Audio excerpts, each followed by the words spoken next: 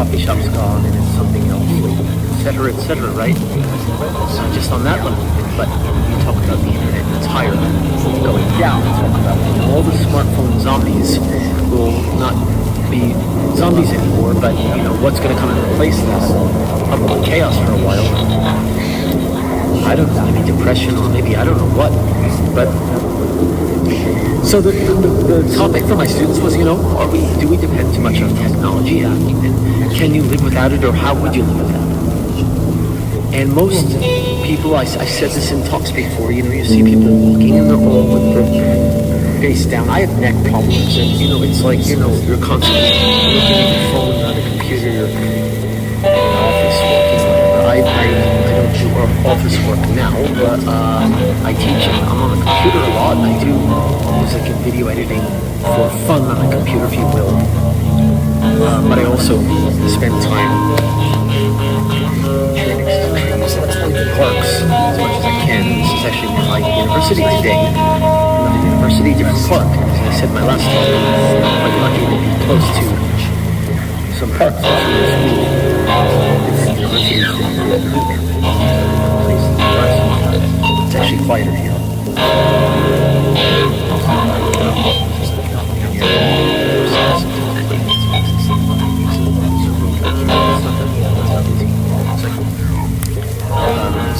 Smaller.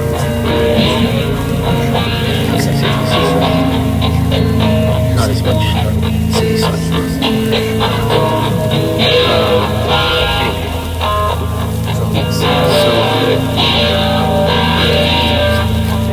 Technology. The Nankai Trough, Japan's government's warning.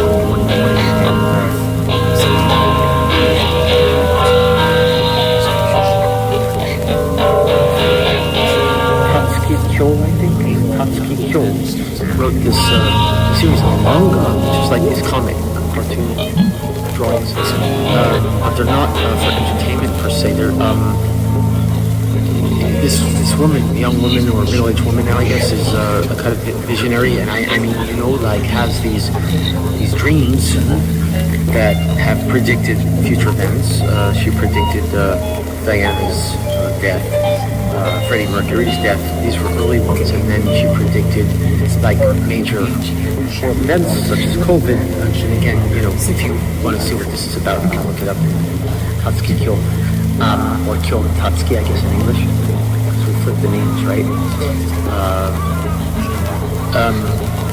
COVID, Kobe earthquake in 1995. That was a huge one in Osaka, Kobe area. And then 3/11, or 2011, which was the huge, earthquake and tsunami in Florida.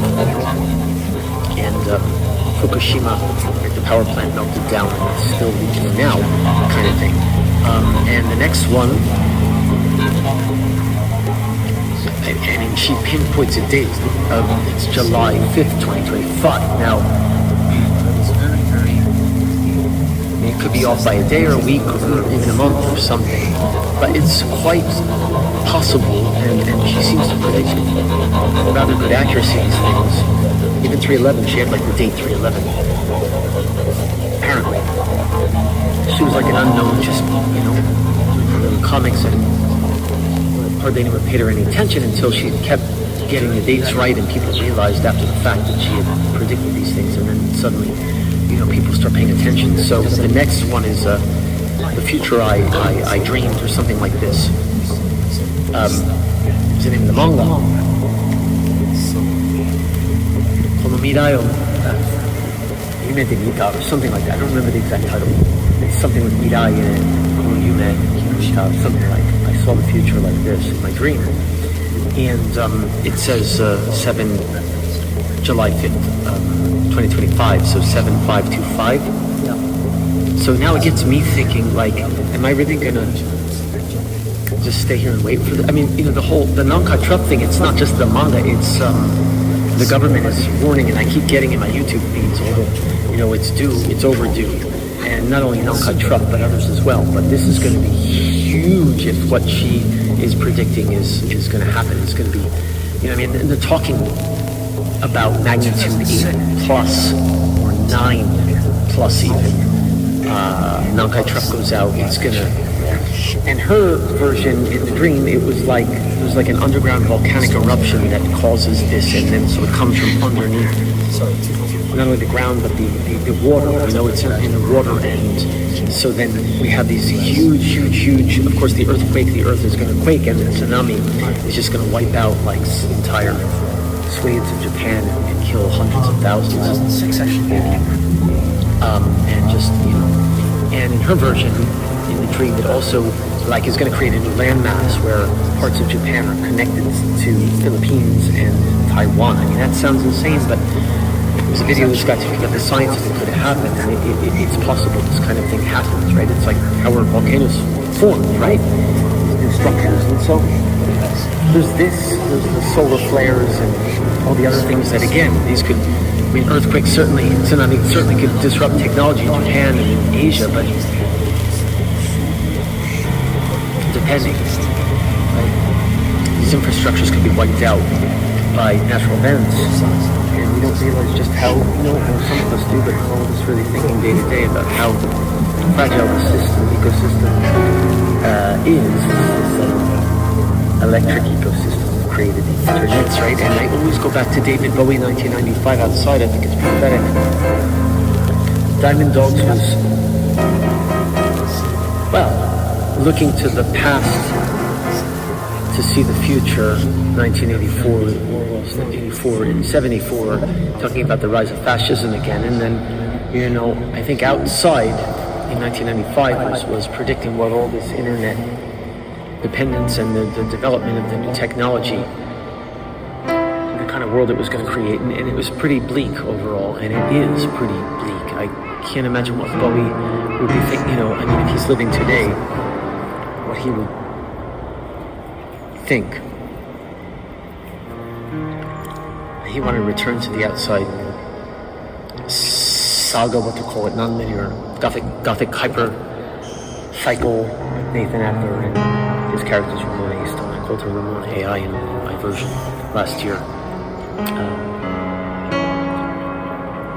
So yeah, AI and technology, and not just the internet, of course, the smartphone, but all the weird stuff, the Neuralink and COVID. I didn't live for that one either. So yeah, we're headed down I think an irreversible path. And it seems like these things go in cycles, and it seems the Nostradamus and all the predictions, they're just predicting the cycles, and we're in it now. It's hard to imagine, I'm sitting here, I'm speaking to my iPhone with my technology in this beautiful quiet park, and everything seems just fine, but in an instant, an earthquake could just wipe it all out. This is Mujol, this is impermanence. This has happened again and again and again and again throughout history. In World War II, right? It's like we're moving in the same thing, right? We have the breakdown of society, recession coming. Trump has really pushed that one, although it probably would have happened anyway. Accelerationism, I learned this from John Majori. Actually, he read this book about this. It's like, right? So the Trump administration thinking, oh, what the fuck? We're all doomed anyway, so let's just push it, get it moving as quickly as possible. And for those guys, they're right, self-interested oligarchs, they're called, or modern day baron thieves, whatever the hell you want to call them, or just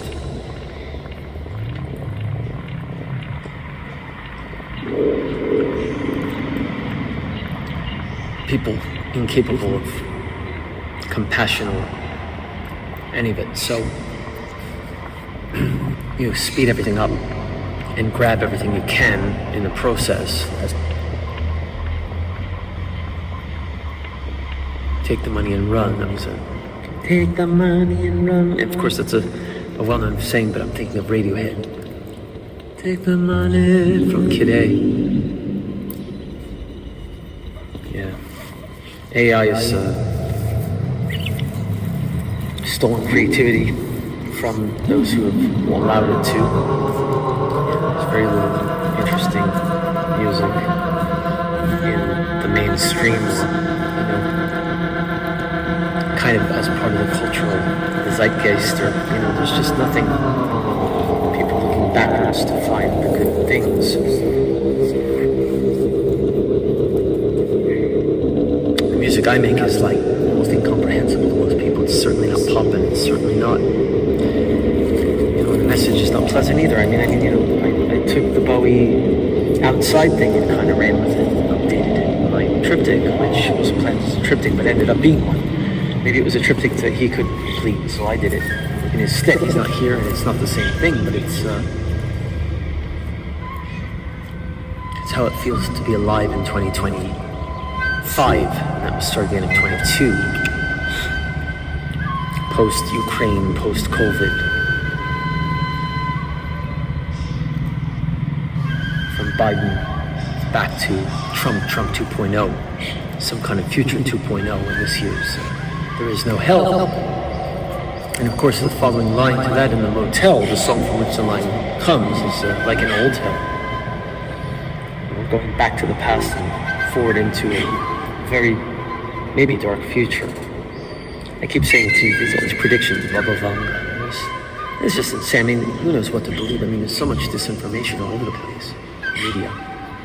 But you sit in the park and listen to the birds, and it's beautiful. The weather's kind of wonky. It gets warm and then it gets cool again. I think it's going to rain, but then it gets warm again.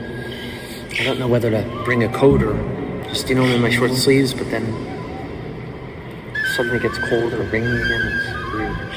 But right now it's nice, and I'm on break between classes, so I'll keep this short. And I brought my flute out here. So maybe I might as well do a little flute solo.